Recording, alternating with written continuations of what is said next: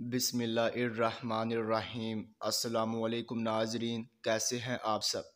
तो नाजरीन, मैं उम्मीद करता हूं कि आप सब खैरियत से होंगे। तो नाजरीन, आपका वेलकम है हमारे चैनल पर।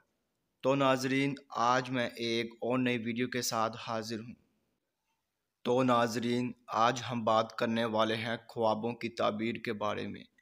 तो नाजरीन, आपने जो ख्वाब देखे हैं उनकी मैं ताबीर पेश करूंगा। तो नाजरीन, ख्वाब की ताबीर पेश करने से पहले मैं आपसे कहना चाहूँगा कि आप मेरी वीडियो को लाइक कर दें, और अभी तक आपने हमारे चैनल को सब्सक्राइब नहीं किया है तो सब्सक्राइब कर दें और साथ में बेल आइकॉन को भी दबा दें, क्योंकि नाजरीन मैं ख्वाबों की ताबीरों के हवाले से वीडियोज़ बनाता रहता हूँ ताकि आप अपने दीगर आने वाले ख्वाब की ताबीर जान सके। तो नाजरीन, अब हम चलते हैं आपके ख्वाब की तरफ। तो नाजरीन, अगर आपने ख्वाब में पैसे देखे हैं तो नाजरीन इस ख्वाब की ये ताबीर होगी कि आप तकलीफ़ और रंजो गम में मुब्तला होंगे, और ये बीमारी की भी अलामत है।